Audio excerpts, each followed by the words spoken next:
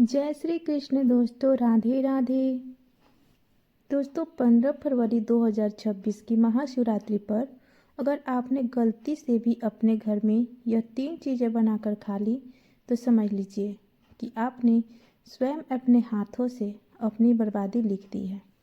जी हाँ, शिव पुराण के अनुसार यह 3 ऐसी चीज़ें हैं जो उस रात भूल कर भी रसोई में नहीं होनी चाहिए, वरना महादेव की कृपा नहीं बल्कि उनका क्रोध बरसेगा।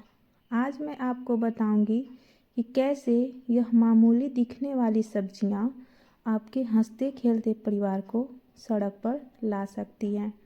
इसलिए वीडियो को शुरू से अंत तक ध्यान से देखिएगा, क्योंकि सवाल आपके घर की सुख शांति का है। दोस्तों 15 फरवरी 2026 की तारीख को अपने कैलेंडर में अभी के अभी लाल रंग से मार्का कर लीजिए, क्योंकि यह कोई साधारण महाशिवरात्रि नहीं है। शास्त्रों की गणना और ग्रह नक्षत्रों का ऐसा दुर्लभ संयोग करीब 700 साल बाद बन रहा है। लेकिन ठहरिए, अगर आप सोच रहे हैं कि केवल मंदिर जाकर जल चढ़ा देने से सब कुछ ठीक हो जाएगा तो आप बहुत बड़ी गलतफहमी में हैं।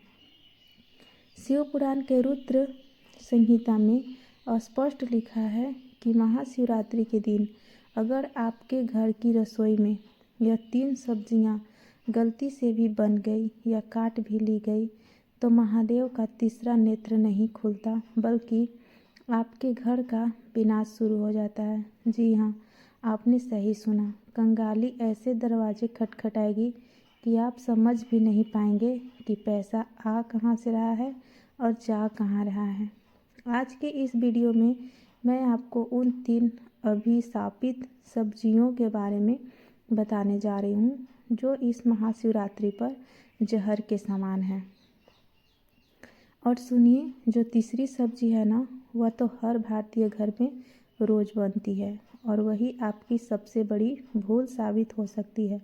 तो क्या आप तैयार हैं उस सत्य को जानने के लिए जो आपको और आपके परिवार को आने वाले भारी संकट से बचा सकता है?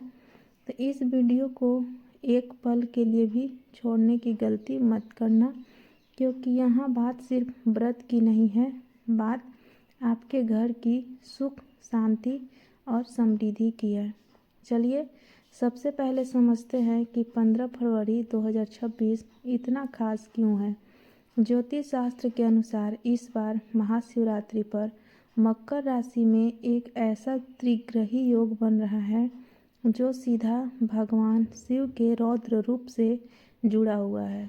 जब भी ऐसा योग बनता है तो पृथ्वी पर नकारात्मक और सकारात्मक दोनों ऊर्जाएं अपने चरम पर होती हैं। ऐसे समय में हम जो खाते हैं वह सीधा हमारे मन और भाग्य पर असर डालता है। भोजन केवल पेट भरने का साधन नहीं है, बल्कि यह ऊर्जा का स्रोत है। जैसा खाएं अन्न वैसा होए मन। यह कहावत तो आपने सुनी होगी, लेकिन महाशिवरात्रि के दिन यह कहावत एक नियम बन जाती है। जब आप सोच रहे होंगे कि सब्जियां तो प्रकृति की देन है, फिर वो अशुभ कैसे हो सकती है, तो आपको बता दूं कि आयुर्वेद और गरुड़ पुराण के अनुसार कुछ सब्जियां ऐसी होती हैं जो तामसिक गुणों से भरी होती हैं। शिव जी बैरागी हैं, उन्हें सात्विकता पसंद है।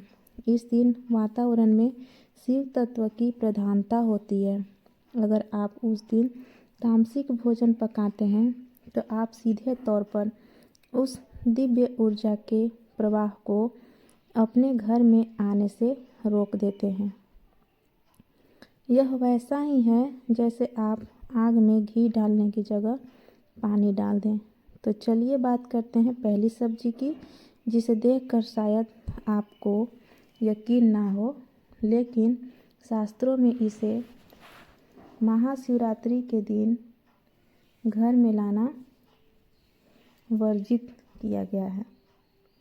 वो सब्जी है बैगन। बैगन, जी हाँ, चौंकिए मत। बैगन को लेकर हमारे धर्म ग्रंथों में बहुत ही कड़ा नियम है। कार्तिक मास और विशेष तिथियों पर बैगन खाना मना है, लेकिन महाशिवरात्रि पर तो इसे छूना भी पाप माना गया है। क्या आप जानते हैं क्यों? इसके पीछे एक वैज्ञानिक और आध्यात्मिक दोनों कारण हैं। आध्यात्मिक कारण यह है कि बैगन को अशुद्ध माना जाता है। पुरानी मान्यताओं के अनुसार इसमें बीज बहुत अधिक होते हैं और यह मन में चंचलता और वासना को बढ़ावा देता है। शिवरात्रि के रात संयम और साधना की रात है। हमें अपने मन को स्थिर करना होता है ताकि हम शिव तत्व से जुड़ सकें। अगर आप इस दिन बैगन की सब्जी बनाते हैं या उसका भरता बनाते हैं तो आपके घर के सदस्यों के मन में क्रोध और आवेश बढ़ेगा। छोटी छोटी बातों पर लड़ाई झगड़े होंगे और जहाँ क्लेश होता है वहाँ से लक्ष्मी रूठकर चली जाती हैं। वैज्ञानिक दृष्टिकोण से देखें तो इस मौसम में बैंगन में कीड़े होने की संभावना सबसे अधिक होती है और शिवरात्रि पर हम जो भी खाते हैं वह शुद्ध और पवित्र होना चाहिए। अगर अनजाने में भी आपसे अशुद्ध भोजन कर लिया तो आपका पूरा व्रत और पूजा खंडित हो सकती है। इसलिए गांठ बांध लीजिए कि 15 फरवरी को बाजार से सब्जी लाते समय बैंगन की तरफ देखना भी नहीं है। अब आगे बढ़ते हैं और दूसरी सब्जी की जो बैंगन से भी ज़्यादा खतरनाक मानी जाती है। यह सब्जी सीधे तौर पर शनि और राहु से जुड़ी है और शिव जी की पूजा में इनका प्रभाव नकारात्मक हो सकता है। यह सब्जी है मूली।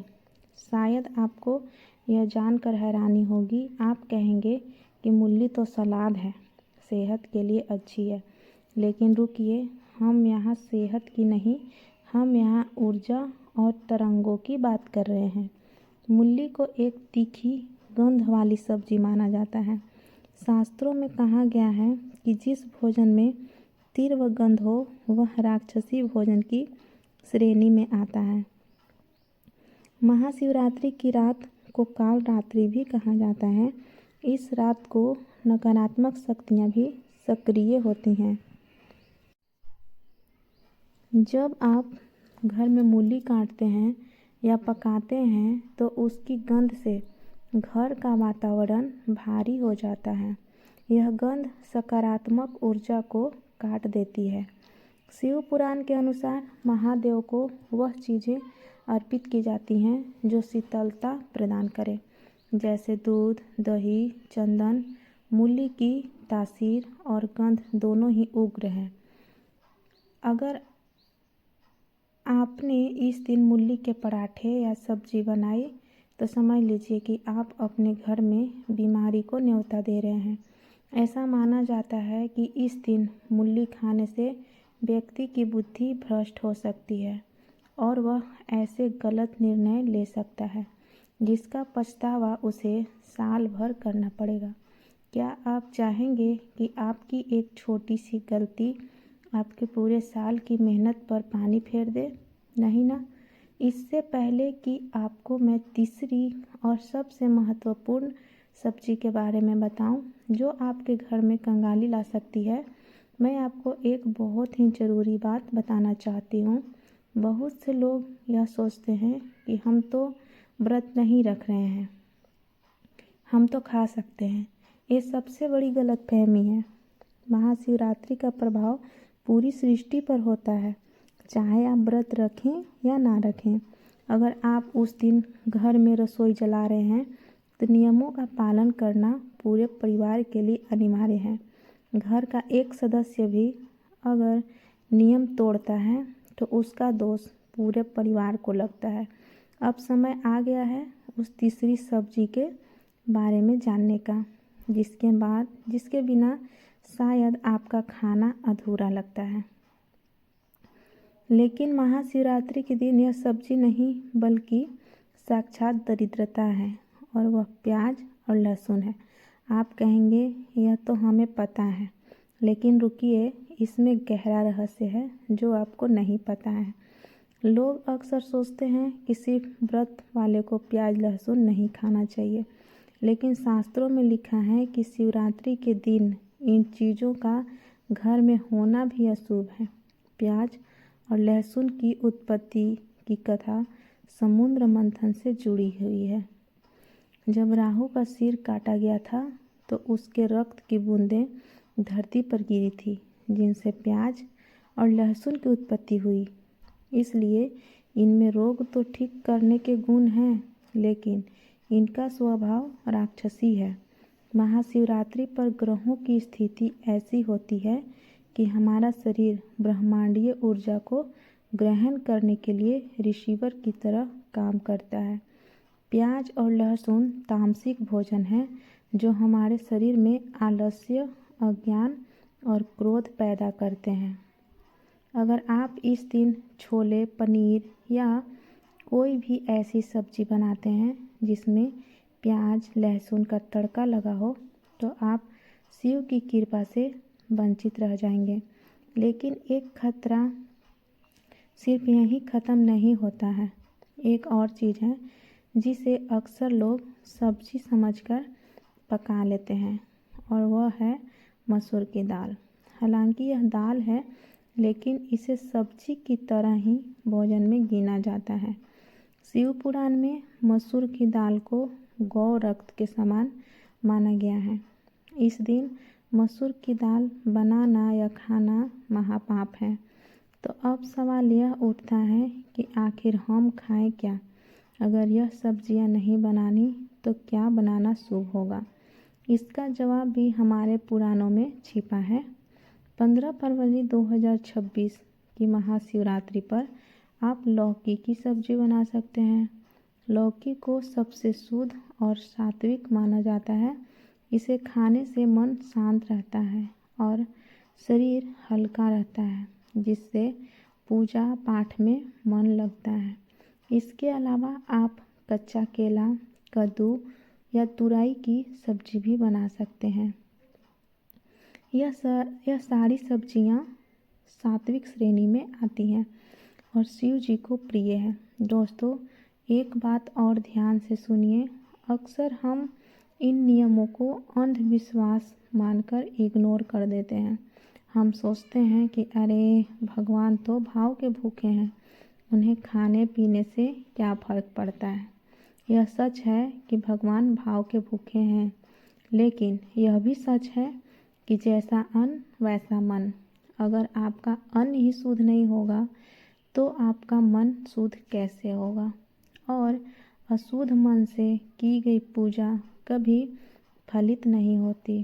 15 फरवरी का दिन एक ऐसा मौका है जब आप अपने पुराने पापों को धोकर एक नई शुरुआत कर सकते हैं।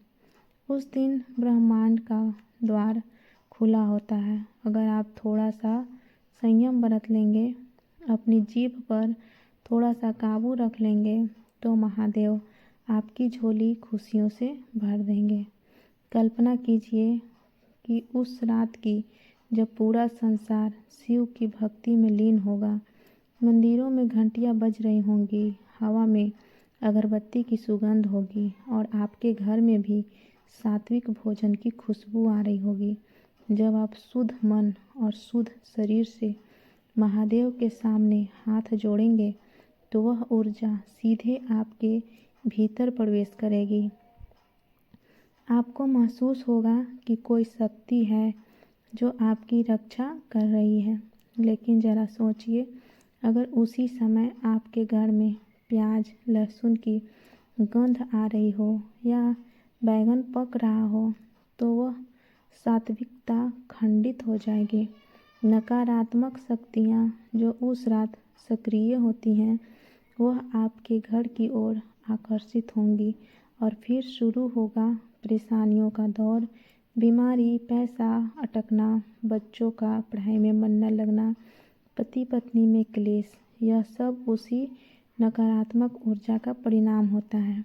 इसलिए मेरी आपसे हाथ जोड़कर विनती है कि 15 फरवरी 2026 को एक प्रयोग के तौर पर ही सही, लेकिन इन नियमों का पालन जरूर करें। अपने घर की महिलाओं को, माताओं को, बहनों को पहले ही बता दें कि इस दिन बाज़ार से बैंगन, मूली, प्याज, लहसुन और मसूर की दाल बिल्कुल न खरीदें, बल्कि एक दिन पहले ही रसोई की सफाई कर लें। गंगा जल छिड़ककर रसोई घर को पवित्र करें, क्योंकि रसोई घर का मुख्य केंद्र होता है। अगर रसोई शुद्ध है तो पूरा घर शुद्ध है। इस वीडियो को बनाने का मेरा उद्देश्य आपको डराना नहीं है, बल्कि आपको जागरूक करना है कि हमारे ऋषि मुनियों ने जो नियम बनाए हैं उनके पीछे गहरा विज्ञान है। वो जानते थे कि ग्रहों की चाल का हमारे शरीर और मन पर क्या असर होता है। वे जानते थे कि किस दिन कौन सा भोजन हमारे लिए विष बन सकता है और कौन सा अमृत। आज का आधुनिक विज्ञान भी अब इन बातों को मानने लगा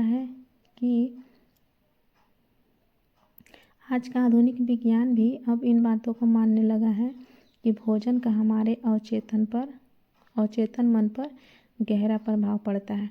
तो क्या आप वादा करते हैं कि इस महाशिवरात्रि आप इन 3 सब्जियों को अपने घर में नहीं घुसने देंगे? कमेंट में हर हर महादेव लिखकर अपनी हाजिरी जरूर लगाएं। और हाँ, एक और गुप्त बात जो बहुत कम लोग जानते हैं, महाशिवरात्रि के दिन नमक का प्रयोग भी कम से कम करना चाहिए। अगर हो सके तो सेंधा नमक का ही प्रयोग करें, साधारण नमक का त्याग करें। इससे आपके शरीर में जल का संतुलन बना रहेगा और आप साधना में अधिक समय तक बैठ पाएंगे। याद रखिए, 15 फरवरी 2026 का दिन आपकी किस्मत बदल सकता है। बस ज़रूरत है थोड़ी सी सावधानी और श्रद्धा की। शिव जी बहुत भोले हैं, वह एक लोटा जल से भी प्रसन्न हो जाते हैं, लेकिन वह रुद्र भी हैं। अगर हम जानबूझकर नियमों का उल्लंघन करते हैं तो हमें उनके क्रोध का भी सामना करना पड़ सकता है। कंगाली और दरिद्रता को न्योता मत दीजिए। अपने घर को मंदिर बनाइए, सात्विक भोजन पकाइए और फिर देखिए कि कैसे महादेव की कृपा आपके पूरे परिवार पर बरसती है।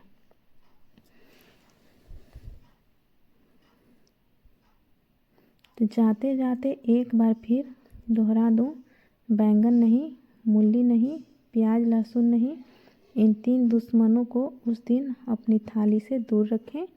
और अगर आप चाहते हैं कि मैं महाशिवरात्रि की सही पूजा विधि और शुभ मुहूर्त पर भी एक विस्तृत वीडियो बनाऊं, तो नीचे कमेंट करके ज़रूर बताएं। मैं कोशिश करूंगी कि आपके लिए वह जानकारी भी जल्द से जल्द लेकर आऊं।